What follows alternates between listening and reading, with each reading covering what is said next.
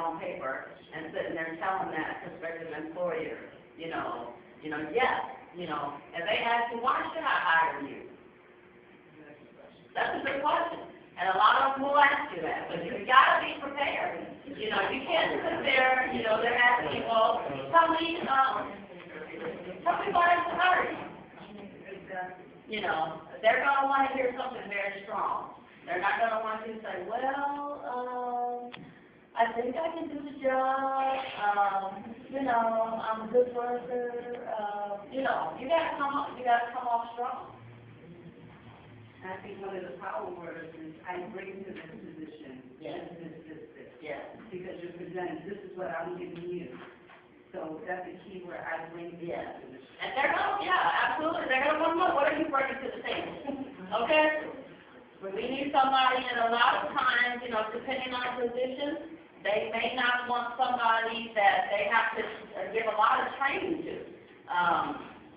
Or at least to start off, they want you to come with some general knowledge of the position or the software that they use or the computer programs that they use.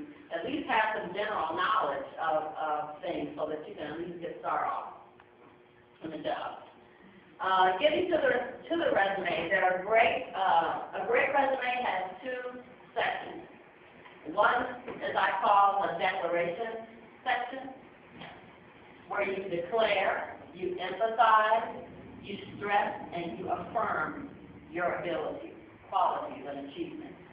You write a powerful but honest advertising copy of your resume that makes the reader immediately perk up and realize that you are somebody special. The second section is called the evidence section. So you've already declared all these wonderful, powerful things about you. The second section, the evidence section, is where you prove it. You back up your declarations with evidence that you actually did what you said you did. This is where you list and describe the jobs you have held, your education, background, etc. This is all stuff you are obligated and thankful to include in your resume.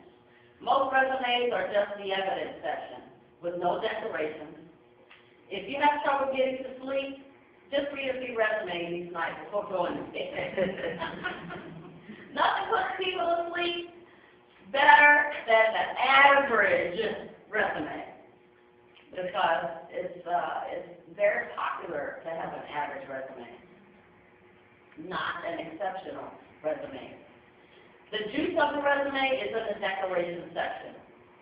When a prospective employer finishes reading your resume, you want them to immediately reach for the phone to call you for an interview. The resumes you have written in the past have probably been an effort for the informed reader to get through. You don't want them to be informed. You want them to be excited and enticed to pick up the phone and call you for an interview. The evidence section, how to present your work. Most resumes are not much more than a collection of evidence, various facts about your past. By evidence, I mean all the mandatory information you must include on your resume. Your work history, the description of your job, the date, the education, the affiliation, the list of software masters, etc. Those are typical highlights of a resume. If you put this toward the top of your resume, anyone reading it will feel like they are reading an income tax form. Let's face it, this stuff is boring no matter how extraordinary you are. Yes, ma'am. I have a question. On the resume, are we supposed to list all the right past jobs, like all of them, or can we write in the skills what we did at certain jobs and just do like 5 years and up? You should, well, the experts say you should go past 5 years of job history. Now, there's a section, there can be a section called specific accomplishments, skills. And in that section, depending on how you write your resume, you can highlight or make bullet statements, you know, that I've done this, or these are the skills, and you can even put a year next to it. And I'm going to get to a little bit of that as well. But you don't have to chronologize everything that you've ever done. So, okay, thank you. So you will want to, there are some areas that you will want to just kind of put bullet statements.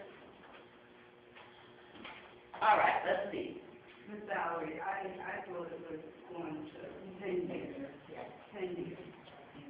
Only, and the first, yeah, only because 5 years most people will work in that amount of 5 years. We want to see stability. So you have that.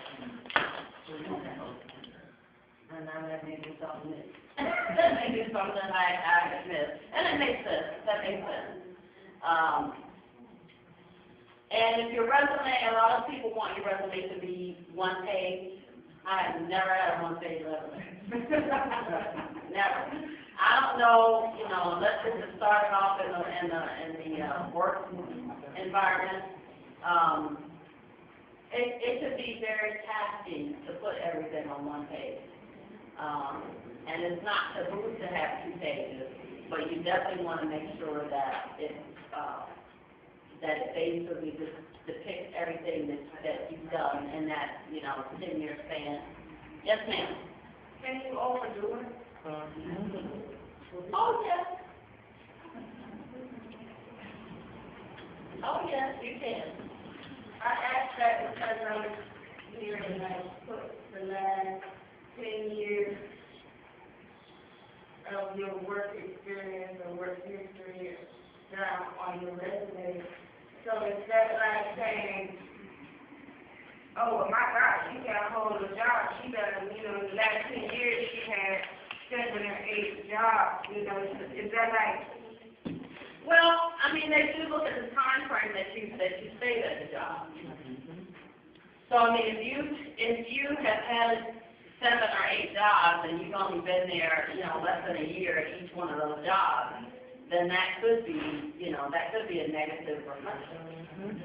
But if you've had 7 or 8 jobs, you know, and you've been there, you know, at least 3 years or 3 years or more on each job, and in most applications will ask you the reason you left the job as well, you know. So it's not always necessarily a negative thing.